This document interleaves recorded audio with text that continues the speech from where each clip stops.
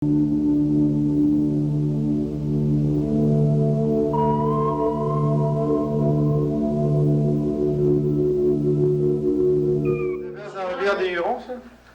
finit par s'en aller là, parce que Ruisseau-Vallée, Ruisseau-Saint-Louis, Rivière-des-Hurons. Elle est déjà probable d'en prendre. Hein.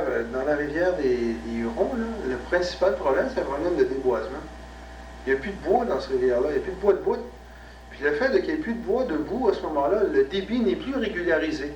Il arrive une pluie, puis l'eau monte là-dedans comme un piston. Tchiou, la rivière est pleine. Puis tout de suite après, c'est vide. Puis là, c'est quasiment sécheresse. Votre truc sur la rivière, c'est de boiser. Ça, il va falloir que vous y pensiez à un moment donné à favoriser des programmes de reboisement, ou tout du moins à arrêter le déboisement. Parce que la rivière, le problème de régularisation des eaux de la rivière, c'est ça. Il faudrait peut-être faire dans le cas de la rivière des Hurons, c'est de donner son cours normal sinueux, de façon à ce qu'il y ait de l'érosion qui se fasse à certaines places, de la sédimentation à d'autres places, dans la végétation qui est là. Puis là, le pouvoir de tension d'eau des sols va revenir. Oui, vous avez raison. Redresser des rivières est rien de pire.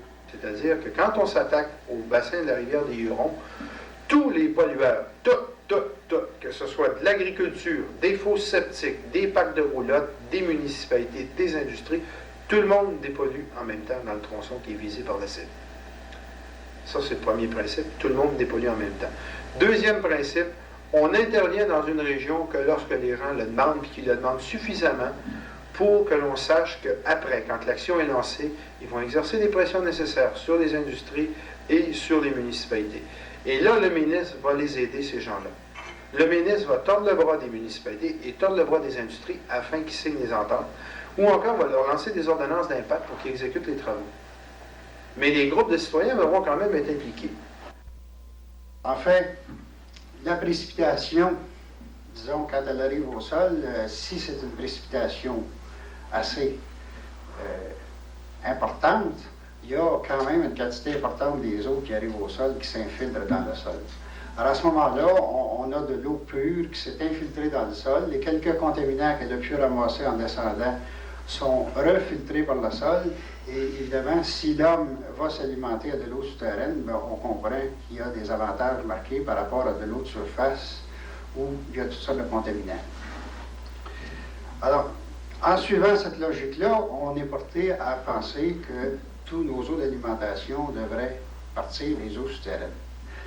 Malheureusement, au Québec, la grande abondance des eaux de surface et, je devrais dire, la bonne qualité aussi de nos eaux de surface à venir jusqu'il y a quelques décennies, ont plutôt dirigé tous que ce soit les autorités municipales ou les gens impliqués dans le domaine de l'eau, à plutôt se diriger vers les rivières ou vers les lacs pour l'approvisionnement en eau potable. N'importe quelle municipalité, si elle manque d'eau, je pense, plutôt que d'aller vers une usine de filtration, on parlera tantôt des problèmes qu'il peut y avoir, devrait commencer par faire des recherches en hydrogéologie pour voir s'il y a possibilité de s'alimenter en eau souterraine. À ce moment-là, il y a une eau qui est protégée par la nature et on n'a pas des contaminants de toutes sortes. Maintenant, si ça s'avère impossible, évidemment, on a, comme vous avez ici dans la région, le Chambly, une usine de filtration qui prend de l'eau dans la rivière. Évidemment, à ce moment-là, ça nous prend des traitements de plus en plus élaborés. Ça prend des traitements dont, honnêtement, je pense, personne ne peut être absolument sûr. On peut être sûr que ça traite certains critères. Par contre, il y a certaines qualités des eaux qui, malheureusement, résistent à l'usine de filtration. Je pense qu'il y a une chose très importante à se rappeler dans une usine de filtration, c'est surtout bâti pour enlever les matières en suspension, les solides dans l'eau, c'est-à-dire que pour rendre l'eau claire, rendre l'eau limpide, et ensuite de ça, on fait une désinfection pour tuer les bactéries. Maintenant, ce qui signifie que l'usine de filtration, si on veut bien être foncien, n'enlève à peu près aucune matière dissoute, n'enlève à peu près aucun des produits qu'on retrouve dans l'eau, tels que ce soit des pesticides, herbicides ou ces choses-là, que ce soit les huiles ou etc. L'usine de filtration est faite en fonction d'enlever des matières solides, aucunement des matières dissoutes. Comme exemple, on peut dire que de l'eau qui arrive salée à l'entrée d'une usine de filtration, ben, elle sort salée à l'autre bout. Les principaux usages en fonction du du citoyen, si on veut, c'est l'alimentation en eau, c'est la récréation. La récréation, on comprend la baignade, on comprend la pêche, on comprend les différents autres sports nautiques. En fait, ces deux usages-là nécessitent de l'eau de très bonne qualité. Les autres usages qu'on fait de l'eau, il peut y avoir le transport, tout simplement. Transport par bateau. On s'en sert aussi comme moyen de transport de nos déchets, malheureusement. Là, je ne parle pas du transport dans la rivière, mais dans une ville comme Chambly, dans une ville comme Richelieu, nos déchets qu'on a dans la maison, évidemment, pour régler les problèmes d'hygiène, il y a 40 ou 50 ans, il y a des gens qui ont eu l'idée brillante d'inventer la toilette à l'eau, d'inventer le réseau d'égout. Dans ce sens-là, je pense que l'eau utilisée comme transport, c'est peut-être bien.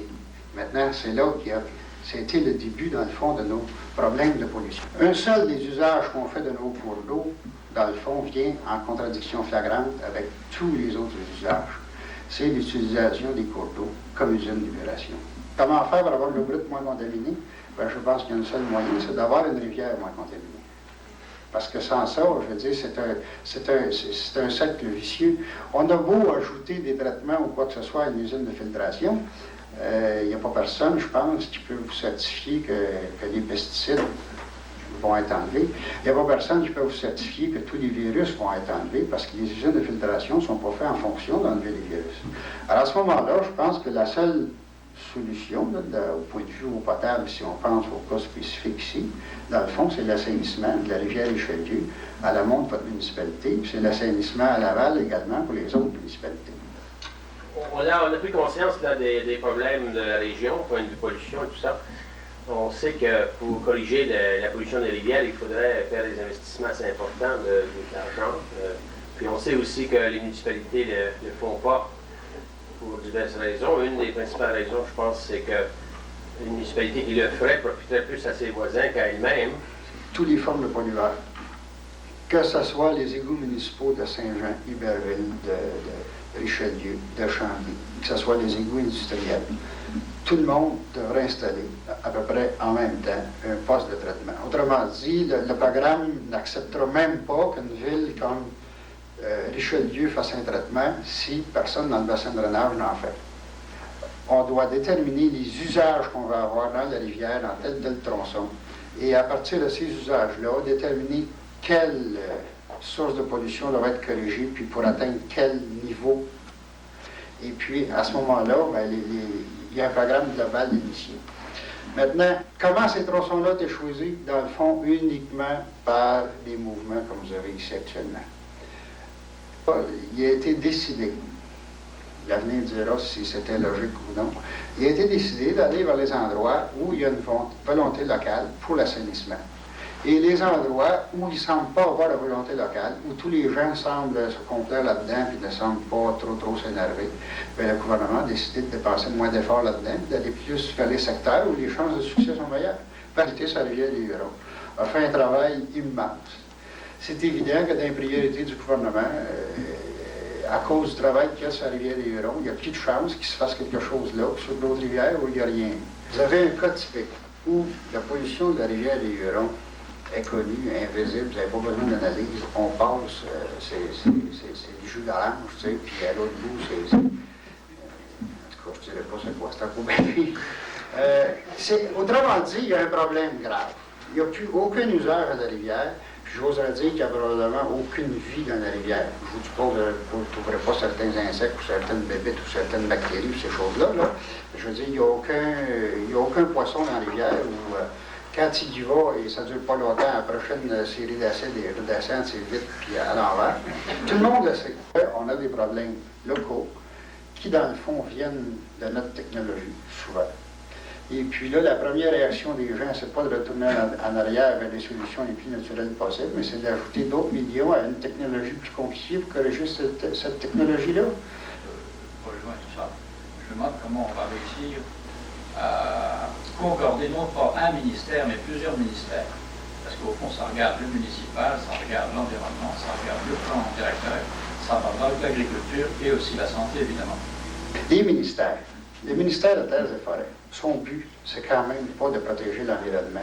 Un problème qui est causé par Terres et Forêts doivent traiter exactement Terres et Forêts, comme si c'était un promoteur, comme si c'était une compagnie privée qui vient s'installer. Et c'est ce qu'on vous dit. C'est le ministère des Terres et Forêts qui en fait le plus. Avec le ministère des Routes. Le gouvernement, c'est le plus grand pollueur. Hein. Les voitures de Beauport, c'est le ministère de la Voirie qui les a remplies.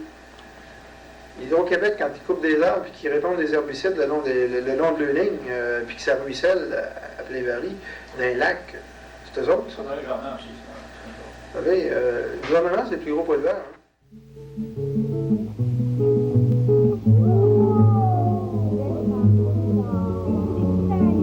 Penses-tu que la rivière est morte pour de bon? Penses-tu qu'il est trop tard? Hey, les enfants, si on plantait des arbres, si on filtrait l'eau là-bas par